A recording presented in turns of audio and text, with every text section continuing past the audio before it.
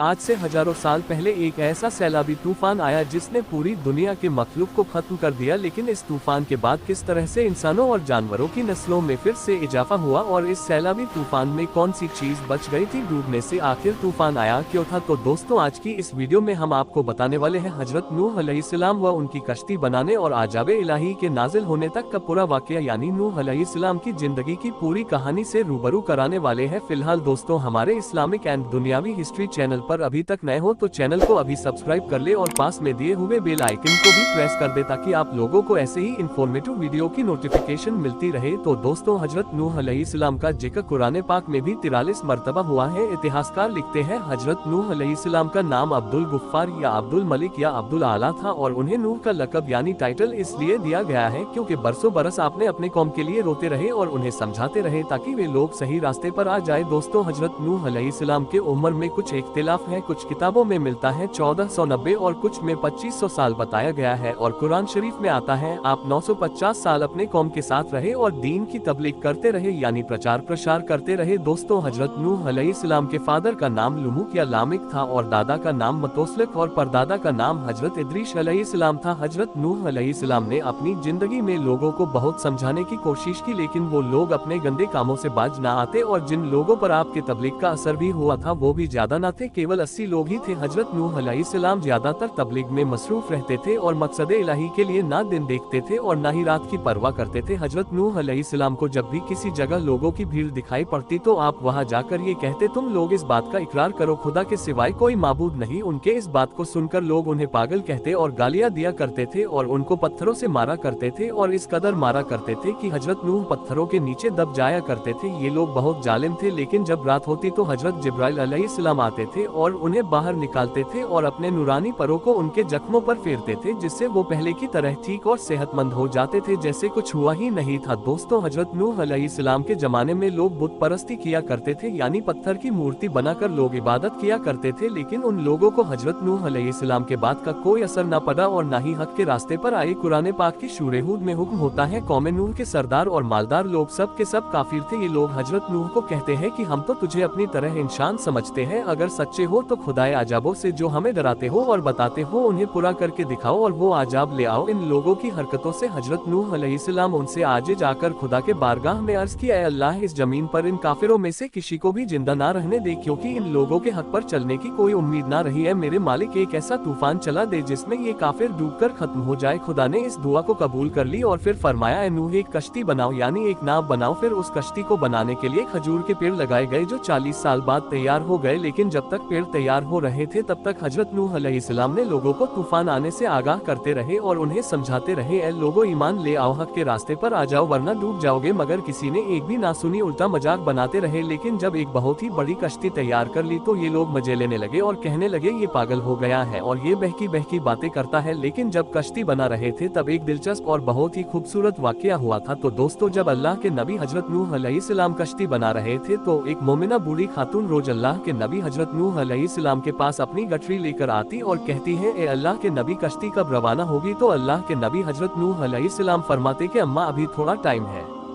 तो फिर वो बूढ़ी औरत शाम तक ऐसे ही बैठे रहती और फिर वो औरत उठकर वहाँ से घर चली जाती और फिर अगले दिन वापस से आ जाती है। ऐसे ही कई रोज बीत गए, सुबह आती शाम को चली जाती। फिर एक दिन अल्लाह के नबी हजरत नूह अलैहिस्सलाम ने फरमाया, ए बूढ़ी अम्मा, जब हमारा जाना होगा तब आपको बता दिया जाएगा। इस दौरान अल्लाह का अजाब हजरत नूह अलैहिस्सलाम के विरोधियों पर आ गया। कश्ती रवाना हुई तो अल्लाह के नबी हजरत नूह अलैहिस्सलाम ने उस बूढ़ी औरत को बुलाना भूल गए और उधर तूफान ने दुनिया में हर तरफ तबाही मचा दी और जो भी उस कश्ती में महफूज था बस वही जिंदा रहा। और फिर जब तूफान थम गया तो फिर एक दिन हजरत नूह अलैहिस्सलाम के दिल में मोहब्बत उठी कि उस शहर को देखूं कि जहां से मैं चला था। तो वहां आए और जब हजरत नूह अलैहिस्सलाम ने करीब जाकर देखा तो एक झोपड़ी में एक दिया जल रहा था और अल्लाह के नबी हजरत नूह अलैहिस्सलाम ये देखकर चौंक गए कि रुए जमीन पर यानी पूरी दुनिया में कोई ऐसा घर भी है कि इतने बड़े और अजीम तूफान के बाद भी जिसमें चिराग जल रहा है और कोई जिंदा है। उन्होंने जब वहाँ एक नारा लगाया तो वो बूढ़ी औरत अपना सामान लेकर आ गई और आकर कहने लगी, या नबी अल्लाह, क्या आपकी कश्ती तैयार है और हम चले। हजरत नूह अलैहिस्सलाम ने उसे हैरत से देखा और उसके बाद फरमाया, रुको ए बूढ़ी औरत, ये बताओ क्या तुम्हें कुछ भी पता नहीं चला। तो वो बूढ़ी औरत कहने लगी, या नबी अल्लाह, क्या नहीं पता चला। तो आपने फरमाया कि इतना बड़ा सैलाब आया, इतनी बारिश आई, तो क्या तुम्हें कुछ भी पता नहीं चला। तो वो बूढ़ी औरत कहने लगी, ए अल्लाह के नबी, बस एक दिन बादल गरजे थे और कुछ हल्की सी बारिश के छींटे पड़े थे। तो हजरत नूह अलैहिस्सलाम हैरान हो गए और हैरान होकर आसमान की तरफ देखने लगे और फरमाया, ए मेरे अल्लाह, ये क्या माजरा है। तो अल्लाह तबारक व तआला ने हजरत नूह अलैहिस्सलाम से कहने लगे, ए मेरे प्यारे नबी, इस औरत के दिल में क्योंकि तुम्हारी मोहब्बत थी और तुमने इसे नेक बना दिया था और क्योंकि तुम्हारा इससे वादा भी था कि निजात की कश्ती में इस बूढ़ी औरत को भी ले जाओगे, तब जबकि तुमने अपना वादा पूरा नहीं किया। लेकिन ए नूह, मैं तो तुम्हारे वादे का जिम्मेदार था, इसीलिए मैंने उस बुढ़िया तक इस आजाब को पहुँचने ही ना दिया। अब बात करते हैं उस कश्ती की। एक रिवायत में मिलता है कि उस कश्ती की लंबाई यानी कि 1200 गज और चौड़ाई 600 गज थी और इसके अंदरूनी और बाहरी हिस्सों में अच्छे से दामन लगा लिया गया था और कश्ती के सामने का हिस्सा ऊपर की ओर उठा हुआ था ताकि वो पानी को चीर सके। दोस्तों, इस कश्ती की ऊंचाई 30 गज थी और इसमें 3 मंजिलें भी थी। कश्ती के ऊपर एक दरवाजा भी था जिससे वो बंद कर दिया जाता था। हजरत नूह अलैहिस्सलाम कश्ती बनाने में मसरूफ थे और जब कौम के सरदार आपके पास से गुजरते तो वो आप पर हंसते और मजाक उड़ाते और ताने मारते, और यहाँ तक कि कश्ती जब तैयार हो गई और जब आजाब इलाही का वक्त आया तो अल्लाह तबारक व तआला ने हुक्म दिया कि हर किस्म के जानवरों का एक जोड़ा उसमें रख लो और जो लोग ईमान ले आए हैं उन्हें भी अपने साथ सवार कर लो। हजरत नूह अलैहिस्सलाम ने हुक्म खुदाबंदी के मुताबिक सबको सवार कर लिया और उसके बाद इबादत इलाही में मसरूफ भी हो गए। आखिरकार फिर तूफान के आसार जाहिर होने लगे और फिर देखते ही देखते जमीन के हर गोसे से पानी उबलने लगा और अब हर किसी को बहा ले जाने के दर पर थी। जैसे कयामत का मंजर था। कश्ती तूफान के ऊंचे ऊंचे लहरों पर बहुत ही तेजी से आगे बढ़ती जा रही थी। हजरत नूह अलैहिस्सलाम ने अपने बेटे केनान को देखा जो एक ऊंचे मकान पर मौजूद था। तो अल्लाह के नबी ने कहा, ए बेटे, हमारे साथ कश्ती में सवार हो जाओ और इन काफिरों के साथ ना रहो। उसने कहा, अब्बू, आप मेरी फिक्र ना करो, मैं अभी सबसे ऊंचे पहाड़ पर चढ़ जाऊंगा और फिर मैं पानी में डूबने से बच जाऊंगा। तो नूह अलैहिस्सलाम ने कहा कि बेटे, अजाब इलाही से कोई नहीं बच सकता। इसी बीच दोनों के बीच पानी की एक बड़ी लहर उठी और वो उसी पानी में डूब गया। हजरत नूह अलैहिस्सलाम ने रब से अपने बेटे की मागफिरत यानी निजात के लिए अपने दोनों हाथों को ऊपर किया और फरमाया, ए परवरदिगार, तूने मेरे घर वालों के बख्शिश का वादा किया है तो ये मेरा बेटा भी मेरे घर वालों में से ही है। तो अल्लाह ने फरमाया, ए नूह, वो तेरे लायक नहीं है क्योंकि उसके अमाल ठीक नहीं है। तूफान नूह इस कदर बुलंद थी कि उसने रुए जमीन पर तमाम पहाड़ों को अपने जद में ले लिया था और जमीन पर कोई भी चीज जिंदा सलामत न रह सकी। सब